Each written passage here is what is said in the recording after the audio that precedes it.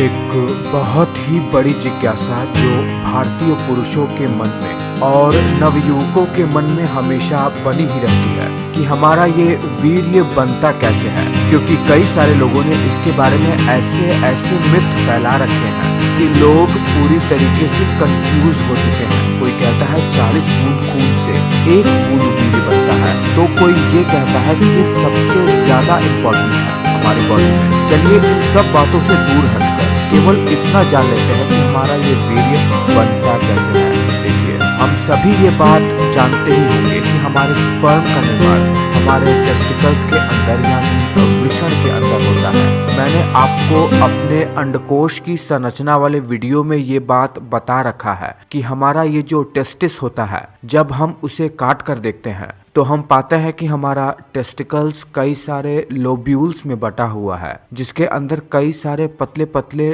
Tubules होते हैं, जिसे सेमिनिफेरस ट्यूब्यूल्स कहते हैं। सेमिनिफेरस ट्यूब्यूल्स के अंदर ही हमारे स्पर्म का निर्माण होता है। जब हम अपने इन ट्यूब्यूल्स को क्रॉस सेक्शन में काट कर देखेंगे तो हम पाएंगे कि हमारा सेमिनिफेरस ट्यूब्यूल्स कुछ इस तरीके से दिखाई पड़ता है। देखिए, सेमिनिफेरस ट्यूब्यूल्स के अंदर प्राइमरीली 2 सेल पाई जाती हैं। ये है स्पर्मेटोगोनिया और ये है सर्टोली सेल। देखिए, इस स्पर्मेटोगोनिया सेल का काम क्या होता है कि ये सेल खुद को विभाजित करके हमारे अंदर शुक्राणुओं का निर्माण करता है। इसके कई सारे चरण होते हैं, यानी ये कई सारे स्वरूपों में बदलते हुए शुक्राणुओं का रूप ले लेता है। वही इस सर्टोली सेल का काम क्या होता है कि ये हमारे शुक्राणुओं को बनाने के लिए जो प्रमुख स्टेम सेल होती है स्पर्मेटोगोनिया, उन्हें पोषण प्रदान करती है। इन्हीं सेल के पोषण के द्वारा ही विभिन्न चरणों से होते हुए स्पर्मेटोगोनिया सेल शुक्राणुओं में परिवर्तित हो जाती है। अब चलिए जानते हैं कि ये स्पर्मेटोगोनिया शुक्राणुओं में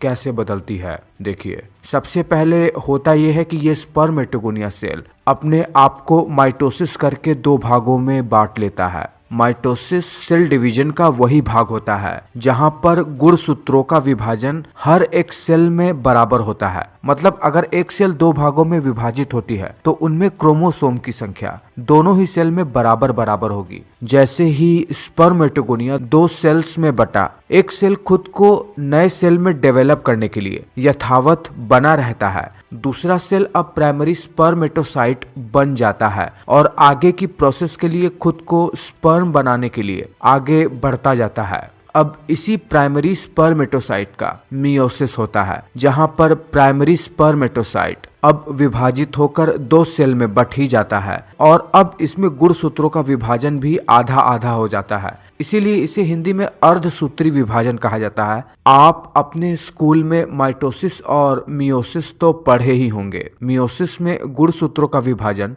आधा आधा होता है और माइटोसिस में गुणसूत्रों का विभाजन हर एक सेल में बराबर ही होता है। अब ये सेल सेकेंडरी स्पर्मेटोसाइट कहलाती है। अब मियोसिस में ही यही 2 सेल फिर 2 सेल में विभाजित हो जाती हैं, जो कि स्पर्मेटिड कही जाने लगती हैं। स्पर्मेटिड एक संपूर्ण विकसित हुए स्पर्म के ठीक पहले वाला स्टेज होता है। होता ये है कि टेस्टोस्टेरोन के कारण से ही धीरे धीरे इन स्पर्मेटिड्स के ऊपर अब टेल्स डेवलप होने लगती है कुछ दिनों के बाद। उसके बाद डेवलप हुई जो सेल हमें मिलता है उसे स्पर्मेटोजोआ या जिसे हम स्पर्म के नाम से भी जानते हैं, वो हमें मिलता है। होता यह है कि सेमिनिफेरस ट्यूब्यूल्स से ये स्पर्म अब सेमिनिफेरस ट्यूब्यूल्स के ल्यूमेन में आ जाते हैं और स्पर्मेटोगोनिया से स्पर्म बनने का ये प्रक्रिया कुल 74 दिन तक चलता है और स्पर्मेटिड से स्पर्म बनने की इस क्रिया को स्पर्मियोजेनेसिस कहा जाता है। एक बार स्पर्म बन गया, उसके बाद ये स्पर्म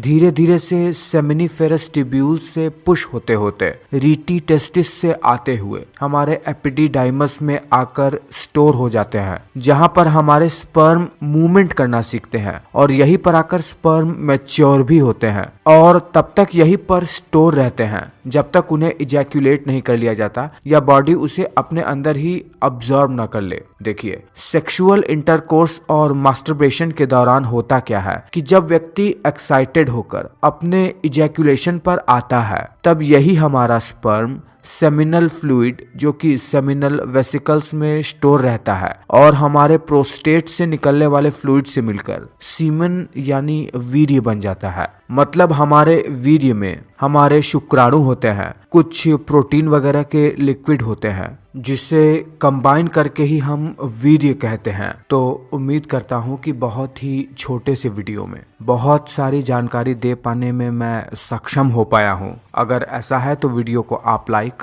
ज़रूर करना।